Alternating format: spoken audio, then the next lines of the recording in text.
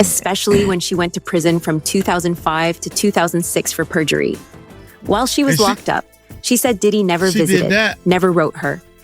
She did that for the what is up? What is up? YouTube, how y'all doing? Lil Kim, you know Lil Kim was my peoples, man. I used to like Lil Kim. Shout out to Lil Kim and shout out to Uncle Mike trying to do too many things at one time. Somebody's trying to get into my one of my accounts. Everything is under my name to make this YouTube channel work. And they sending, I just send notification. You got to check. Anyway, check it out. Biggie last voicemail exposed Diddy. Lil Kim warned us. Lil Kim, when rest in peace. First of all, to Biggie.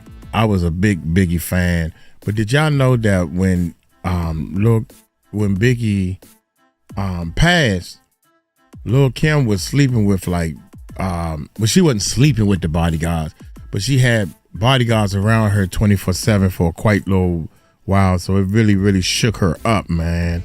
And shout out to her. Lil Kim needs to learn the hard way. Everybody ain't gonna be your fan, man. Everybody wasn't Jesus Christ fan. You feel me? They gonna talk about you. They talk about Uncle Mike. Can you believe that? Did y'all know that? People talk about me, man. Like I give a sugar. Anyway, hey, y'all hit that subscribe button. Hit that bell. Let's check this bad boy. Yeah. Really tried to warn people. It's wild. Lil Kim really tried to warn people about Diddy way back in the day, but no one listened. Why everybody play that same daggone stupid dance that Puffy doing right there in that I think he was on a boat or something, a yacht. It's wild.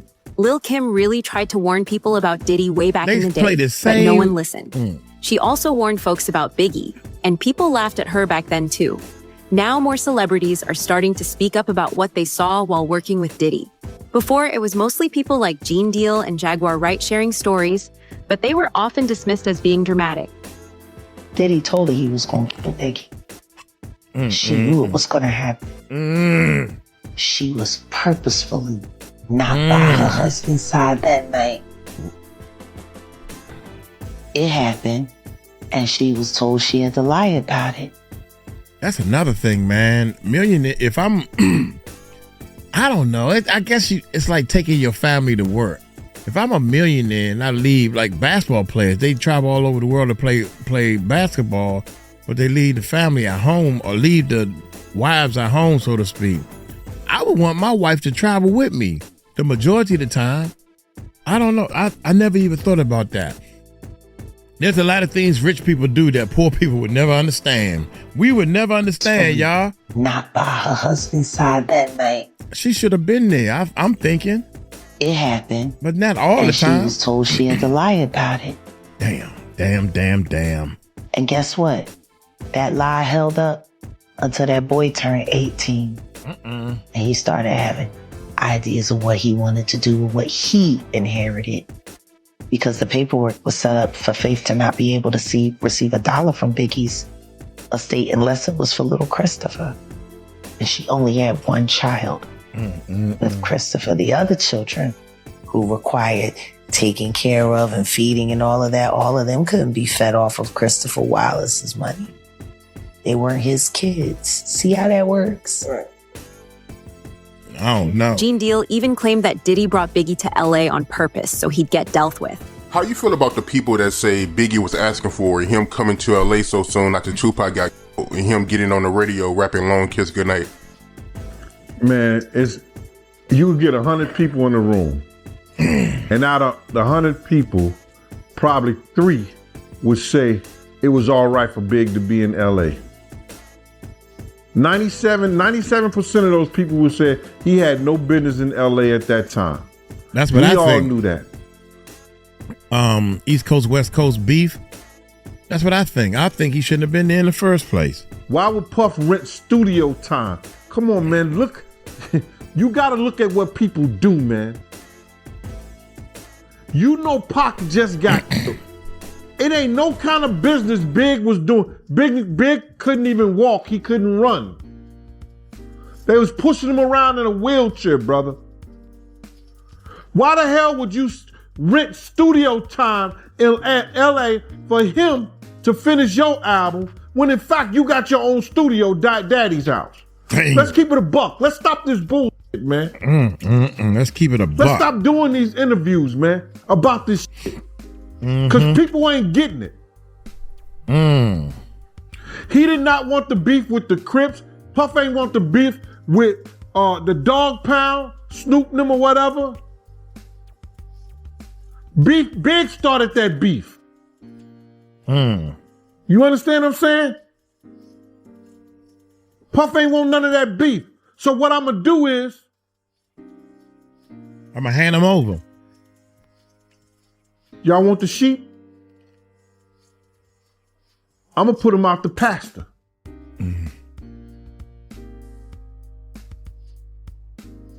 Catch him if you can. If you the wolf, if you got that wolf in you, catch him if you can. Why in the hell you would put your man in a situation by sending him to Cali to work on your album when you know not his nimbus, but your nimbus was just by that you was running with? Why would you do that? Same thing with Lil Kim. People didn't take her seriously. But after everything coming out now, some folks are finally starting to listen. Kim is more irritated with the fact that, how the situation is going down, especially what Puffy is doing. Yeah, he's darn right about that. Puffy look crazy right now. You know what I mean? That's why I said in my Baltimore show, Puffy, you should be ashamed of yourself. Because at the end of the day, if you're going to rock with anybody that hard, you should be rocking with me that hard. This is 50.com. If you're going to rock with anybody that hard. You know what I mean? And you could never make another Big and Kim. That's not going to happen. It's never going to happen. Like, what? You're right. You kidding me? This is never going to happen. Like, I don't get it. But, at the end of the day, Puffy is Puffy. It's all about what he can do, what he can get from people. Puffy it's all about himself a lot of times, because he never really did nothing for me. Kim and Diddy became close in the 90s after she joined the group Junior MAFIA, which was put together by the notorious B.I.G. Biggie, was actually the one who introduced Kim to Diddy. But even though Diddy was her friend and manager, he never signed her to his label, Bad Boy Records. Why? Because he didn't think she had what it took to be a star. He even told MTV that she was too pretty to be rapping, and that female rappers didn't look like her. I don't know, how'd you guys hook up? How'd you guys meet? Oh, we met through Biggie. Yeah, we met through Biggie. And it's funny because when I first met him, I thought he didn't like me because every time he saw me, he'd lick his tongue at me or he'd make a funny face. But then as the years went by, I saw how much love he had for me. So I love you, Puff. And I'm so happy for you. Oh, my God. Let's talk a little bit about you. We hear all the guys screaming. I know the guys have groupies. The male stars definitely have groupies. Now, you must have. What kind of stuff do guys do when they come to your guys' show? Wow, they do different things. I remember one time I was going to a show in Atlanta, and this guy came up to me and was like, "Oh, wow, Lil Kim." And he picked me up and threw me over his shoulder and started running out the airport. I was just really shocked. I wasn't really scared, though. I was just like, oh my God, did you see what he just did? And what happened to him? We don't have to go there. Even after Kim's first album, Hardcore, sold over 1 million copies, Diddy still didn't sign her. He didn't believe female rappers could sell that many records. But the problems between Kim and Diddy didn't stop there. In another recording, Kim said that Diddy always did wrong by people, but managed to get away with it because of his money and power. She said he never helped her when she was going through hard times, especially when she went to prison from 2005 to 2006 for perjury. While she was locked up, she said Diddy never visited, never wrote her. She did that for the clique, for the Junior Mafia. Maybe I'm supposed to say that word, mafia, because I see they didn't say it. But that's crazy, man.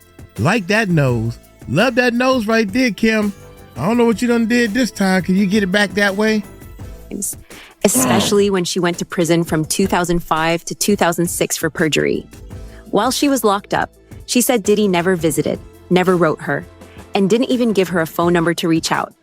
Things for each other, but like I judge by what happens afterwards. When I was locked up, and here's where Puffy should feel really bad. When I was locked up, Puffy never put a $10 bill, a penny, a quarter in my commissary. He never wrote me a letter. He didn't try to come see me. None of that. Damn. I got people like Oprah. She wrote me 3 letters, right? She wrote me 3 letters and sent me 3 of her favorite books, which I love her to this day for that, because those books were so inspiring. And one of them, I'll tell you the name of the books later, but anyway, you know, Tyra Banks writing me. Mark Jacobs wrote me every freaking day. He told me everything that was going on from when he first woke up to the end of the night. What does it take just to say, let me make sure somebody who was a major part of my family is all right? You know, like when you locked up, the one major thing is that makes you feel like, damn, this person really loved me and is on my side, is that when they just take the time out to do one little thing. It's not even the big things that matter, because it ain't the money. I was straight in jail. I had too much money in my commissary. When I came home, they had to send my money back. It wasn't that, but you could have came to see me one time. You could have wrote me 1 letter. And if that wasn't enough, while Kim was in prison, Diddy started working with her music rival, Nicki Minaj. Damn. When people asked him about it, he brushed it off, saying Nicki was his artist now, and he didn't work with Kim anymore, even though he still had love for her. On top of that, Nicki even threw a jab at Kim in a song with Diddy's group Dirty Money. Yeah. A lot of people in a certain way. We've been those cats that people have aspired to be. You know what I'm saying? And I wouldn't be around Nicki if I ever heard nothing ever negative said about Kim. You know what I'm saying? I never heard nothing like that. But then when it comes to just being an MC, that's when I gotta stand back. You know what I'm saying? Now, if they want to do things and be MCs, that's their business. I'm not with any negativity. I'm not with no beef. You know what I'm saying? And I love both of them. You know what I'm saying? And at the same time, you know, right now, Nicki Minaj, you know, that's who my artist is. That's who I consult. That's who I do business with. I no longer do business with Kim on that level, but Kim will always have a special place in my heart. And it's like that. Kim is the queen. I mean, read in between the lines what you want it to be. It is what it is. Kim is the queen, and I love Kim. And Nicki's the queen in her own right. You know what I'm saying?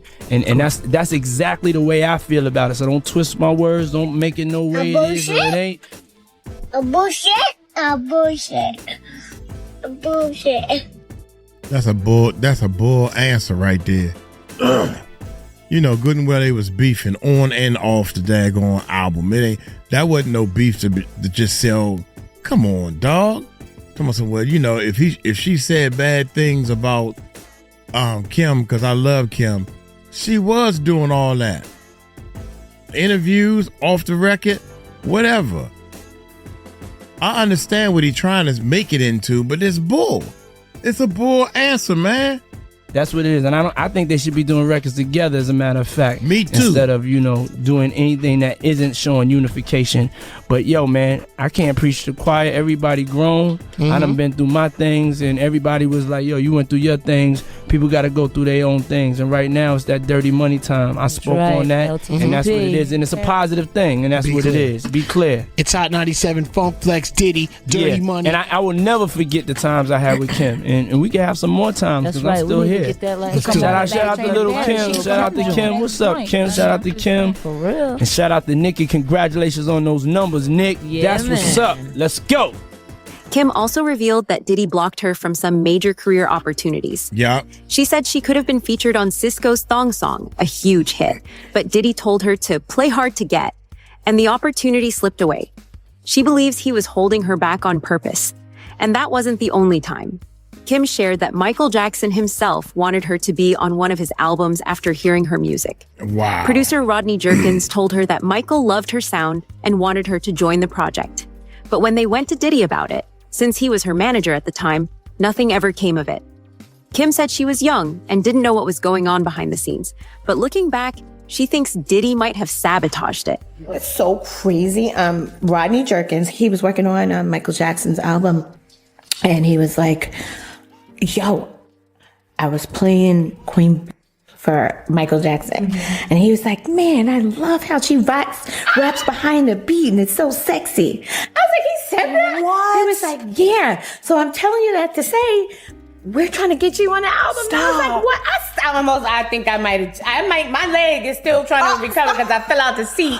Oh my God. Yeah. You didn't get on. So let me tell you what happened. Okay. Puffy was my manager at the time. Okay. And when we brought it to Puffy, Puffy was like, Puffy can be a little bit controlling because I was like his little sister. Mm-hmm. So I don't know. I don't know if him and Rodney were going through something at the time, but it just never happened because I was a kid, so I wasn't handling my business. But I remember seeing Rodney and he going, yo, what's up? I've been calling and you don't want to be on Michael Jackson's album? I was like, what? Are you crazy? Of course I do. But I didn't know what was going on behind the scenes. So that was a missed opportunity, not due to anything I did, but like, I just, it was out of my control. Wow. And I really, really, really, really, really, really, really, really, really just want to go somewhere and die.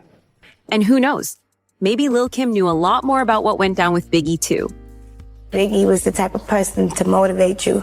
He always wanted anyone to succeed. He always wanted everybody to have a better life for themselves. He was just hungry. He just wanted to make the album. If he could get 500,000 fans, he used to say, he happy. That's what he used to say. He was like a teddy bear. He was just so cudgy, and I thought he was really nice. And he had this way about him with women. He was different from and Ready to Die than Life After Death to me. He was a little bit more firm, you know what I mean? Because I guess he knew what was out there after that. He just got a little bit more mature and a little bit more business-wise. Big hated the fact that all of it was going on. He loved Tupac and everybody from the West that he had known. He loved them. He just knew that it was a bad thing when Tupac passed. He felt real bad. He knew that there were a lot of people out there that will probably be out there to get him, whether it's they wanted his money or whether they, just didn't like him because of the rumors. He knew there was people out there who wanted to get him, so he always felt for his safety. He felt the need for a security. Biggie met Diddy in 1992 after Diddy saw an article about him in a magazine. Impressed, Diddy set up a meeting, and not long after that, Biggie signed to Diddy's label, Bad Boy Entertainment, right when it launched in 1993. Then in 1994, Biggie dropped his debut album, Ready to Die, which became a huge success. Sadly, just a few years later, Biggie was gone. He passed away in 1997. Over the years, there have been rumors that Diddy might have had something to do with Biggie's death.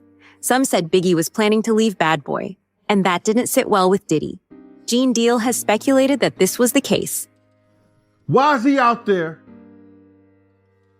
working on Puff album when you got the Hit Factory? You got Daddy's House. You got the place where Tupac was shot at, Quad Studio. There's plenty of places Big could have been. Why the West Coast? Come on, man. And then you got a half retarded nigga like Lil C. Big love Cali. Big wanted his publishing. Big wanted his marketing. He knew he couldn't go nowhere and be who he needed to be without it. So if Puff would have told that nigga to go to hell with gasoline draws on, that nigga would have went to hell. Damn. Damn it, John. All money ain't good money, brother. That's a fact. That's my take on it, man. I don't know if you like it or not. However, Faith Evans, Biggie's wife at the time, defended Diddy.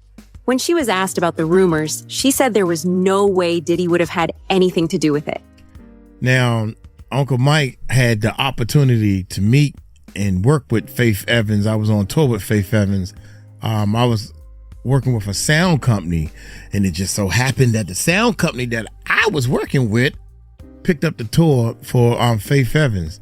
and I was on stage turning the buttons, y'all. Yeah. Anyway, let's get back to this. However, Faith Evans, Biggie's wife at the time, defended Diddy. When she was asked about the rumors, she said there was no way Diddy would have had anything to do with it. According to Faith, Diddy and Biggie had a close bond that she herself never even had with Biggie. She explained that just because people knew each other or worked together didn't mean they planned anything bad. And if she or Biggie's family ever thought Diddy had something to do with what happened, they would have taken legal action long ago. She said people had tried to convince them to sue, but they didn't believe Diddy was involved. Still, many fans didn't buy her defense. Some people believed Faith was just covering for Diddy. Back in the day, there were also rumors that Faith and Diddy were too close, and that put stress on Biggie and Diddy's relationship. Jaguar Wright actually claimed that Diddy hired Faith to get to Biggie. Diddy told her he was going to kill Biggie. She knew it was going to happen. She was purposefully not by her husband's side that night. Wow. It happened, and she was told she had to lie about it. And guess what? That lie held up until that boy turned 18.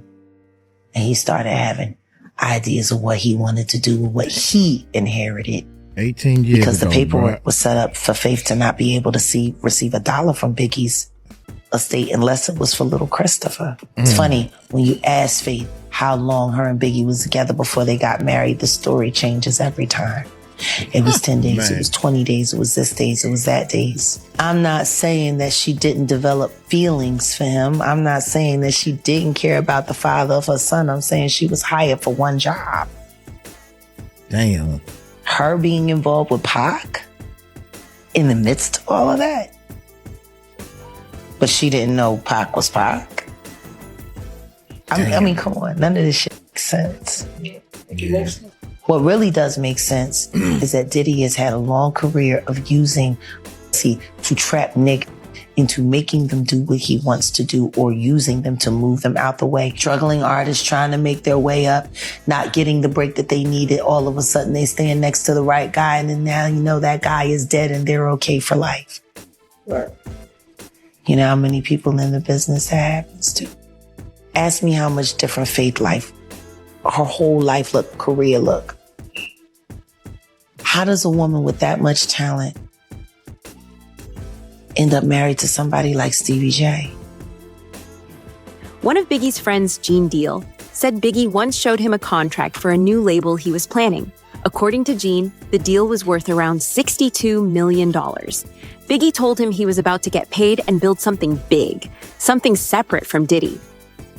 Big had a contract, and what happened was when me and Puff rode on the plane coming back down there, Puff gave me his briefcase and everything like that. Like, yo, here, like, me carry this.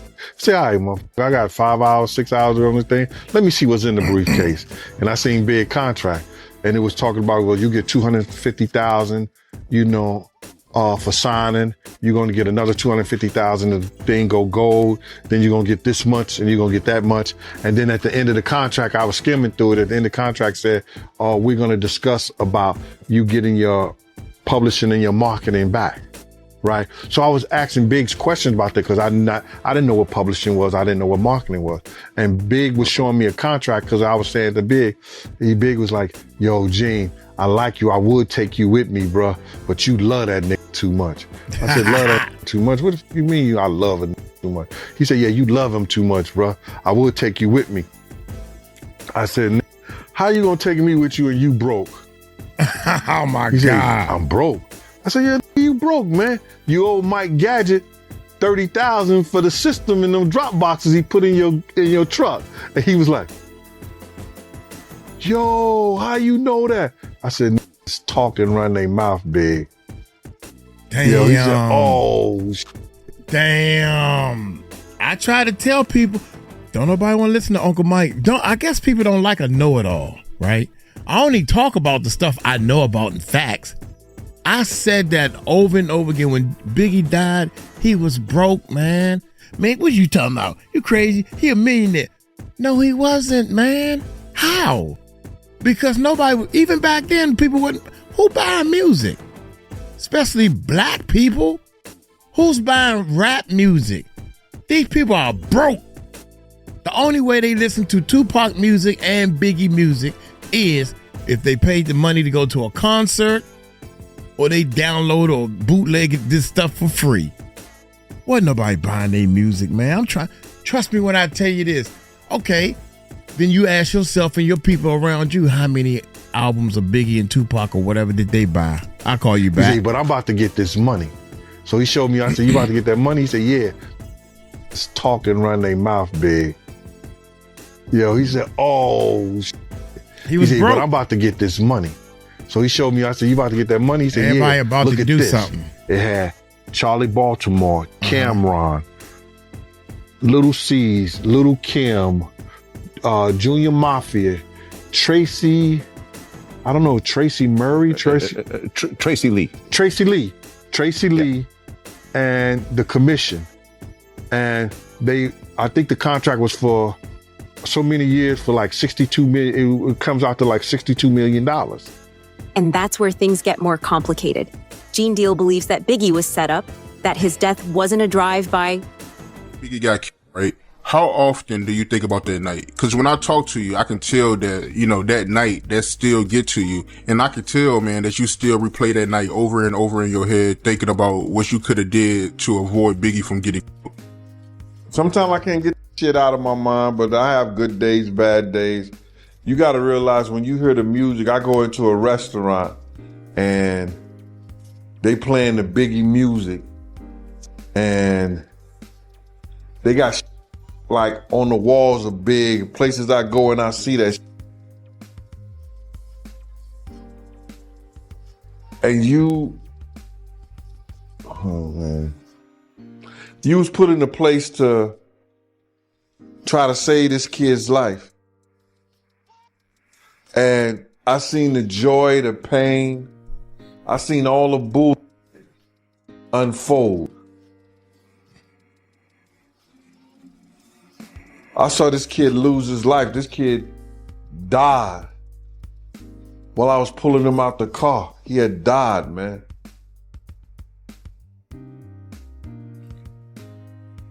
That's why I told my life story in my book. That's why I told what I seen and what I felt that night in the book. And the second one is a tearjerker, and it's crazy because I'm telling all the stories in it.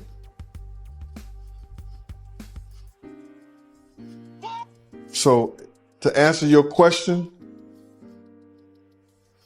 you have your good days, you got your bad days, bro.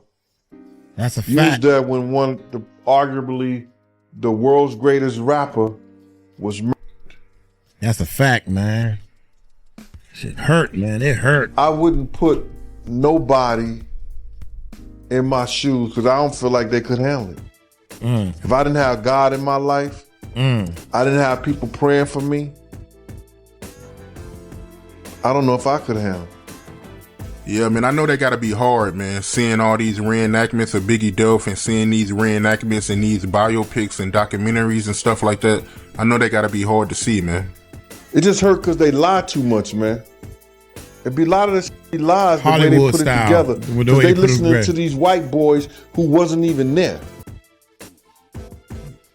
Got to make it into a nice How movie. the hell a white, and I don't want to make this racial, but they take these white boys who wasn't even there and want to use the story that they want to tell. Right, to make it more watchable. Which is not the truth. Don't nobody care about the truth. I'm noticing that. Even on this YouTube, man. We do a truthful video, low views. We do a clickbait video, high views. Don't nobody care about the truth.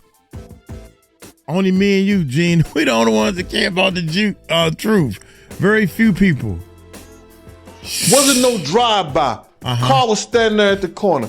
We talk about this shit all the time, bruh. The stories they tell, it's not truthful. It's no secret that Biggie made a lot of money for Diddy. And some people believe Diddy didn't want to lose that. There are even claims that Biggie was worth more to Diddy after he passed than while he was alive. Gene Deal said someone from their own crew may have marked the car Biggie was riding in the night he died, making sure everyone knew Biggie was in that vehicle. How deal was it for Biggie to lead a vibe party in an SUV with the Life After Death stickers on the hubcaps? Well, I don't know if Big came over to Andre Harrell with that on his car, but Puff didn't have it on his car. You understand that? Whoa, so that's only one big. that has an opportunity and only one that could have done that was somebody for them street team. Do you understand that? And they are put up to do certain things. Yeah, street team back in the day when it was marketing promotion, y'all probably know that because y'all old school following Uncle Mike in the Music Recording Network. But a street team was a bunch of young kids with a bunch of flyers in their hand, passing them out, putting them on the cars, putting them on the windshield, passing out flyers in the street. Drop them off at the club. Sometimes they can get into the club. You'll pay for them to get into the club and all that type of stuff. I was on a street team and I did my own flyer street team before, and we had to pass out 5,000, passing out 5,000 flyers hand to hand. That's the name of our street team, was hand to hand, because our motto was, people put stuff on the car. As soon as you get to your car, you just take it and throw it away. You mad? Putting this on my car, man. My car's all that. Yeah. So we telling our customers we go hand to hand, giving out your flyers and stuff. So yeah, Could've street done that team. with somebody for them street team. A street team. Do you understand that? And they want are money. put up to do certain things. This is bad, man. This is real bad. And when I never knew it myself, and I didn't know it that night that those stickers was on the car. I didn't know that till years later. But anytime you see any kind of things like that on a vehicle, on a street sign, on a wall, it comes from the street team. So somebody was put up to do that, because they didn't put it on Puff car. And those cars was rented. So to put those stickers on there, you defacing the property. You understand? Somebody got to pay for that. Or get them stickers off. So my off whole of there. thing about it is that it was somebody in our crew that wanted them to know that Big was in that vehicle. And to separate it, that's where you get there was more than one people trying to kill us. You understand? You're right. That's where you get that at, brother. That there was more than one, different people was trying to kill us. Because somebody wanted to know, if y'all gonna get big, here go the car with the stickers on it. Damn. When you go back to that night, right, when Biggie was, how does that feel when you think about it now, knowing that Biggie Killer was watching y'all that whole night, plotting on Biggie? Bruh, before we left Andre Harrell house, Puff told me I didn't have to go. Now, I went because I knew that somebody was going to die that night. Somebody was going to get shot. I did everything in my power to stop it from being Puff. And it wasn't Puff. Because that was my principle. The people that was bodyguarding Big didn't do everything in their power to stop it from being big. And that hurts me. Even though it wasn't my principle. Do you understand what I'm saying?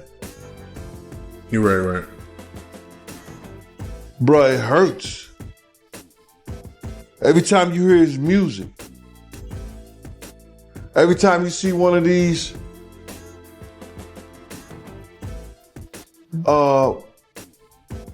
murals on the walls, now they got statues.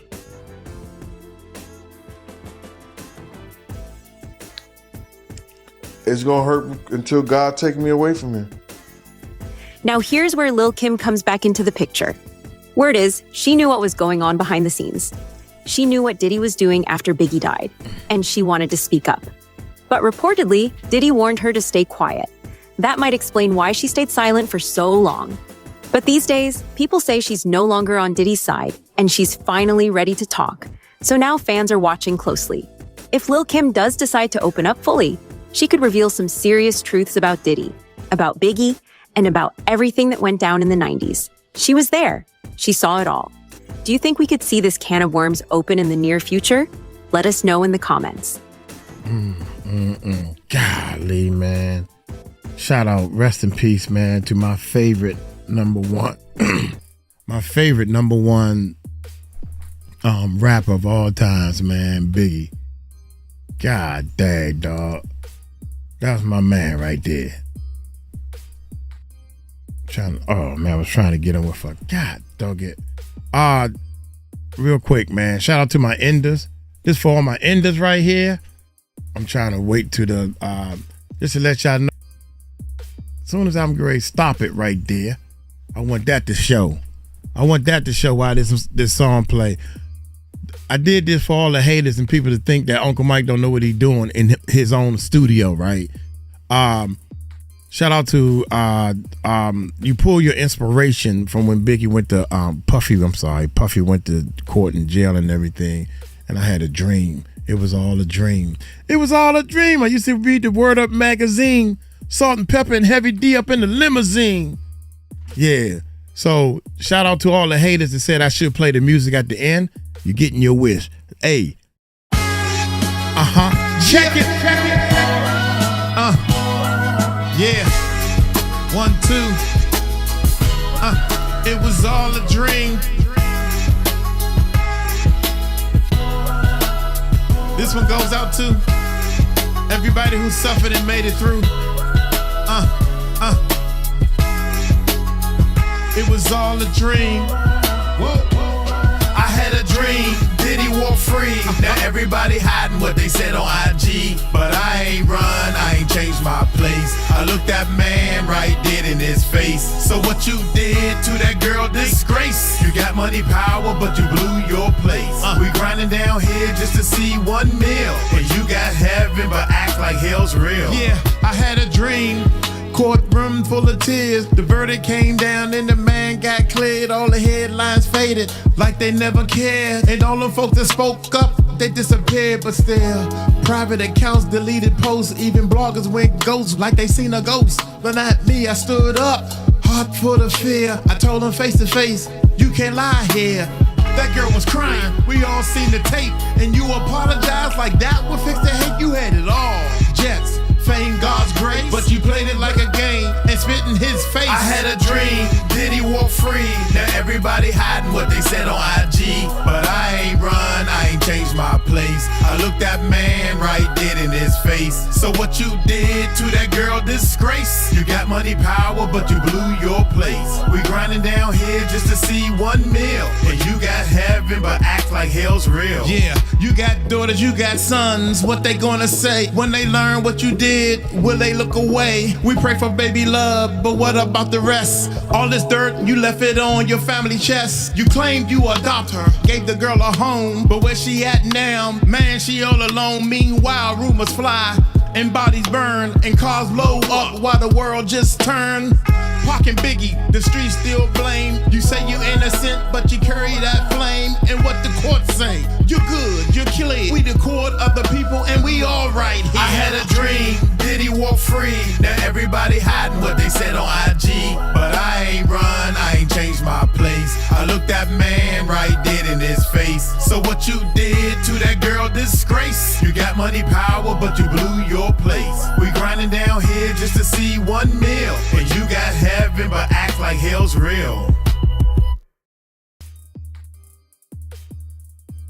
Shout out to Biggie and Tupac, 2 of the greatest that ever did it, and both got their life cut too short, man, way too short. With with that being said, man, shout out to Kim, Lil Kim, and everybody, man. It's a shame when people, God give you a talent, and Diddy's talent really wasn't music. It was putting people together to make these deals and stuff happen. Marketing, promotion was his talent. Biggie and Tupac, you know, they was the man behind the microphone. So that's, everybody want to see them. You know, all the artists, all the little kids, we don't know no better. We just want to see who's doing the music, so to speak. If, you know, it's a whole lot of smoke and mirrors behind all this stuff, man.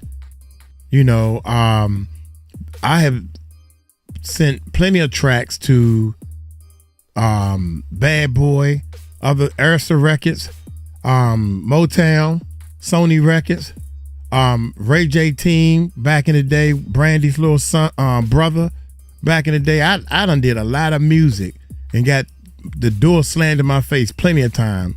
So don't come playing that mess with me, man. I've been through these roads right here. You know what I'm saying? So, and I know my album is out. I said, you know, before I leave this earth, I'm going to put an album out, and I know how to produce, so I can't get no artist to listen. Everybody think they know it all. If you know it all, why you don't have this much equipment?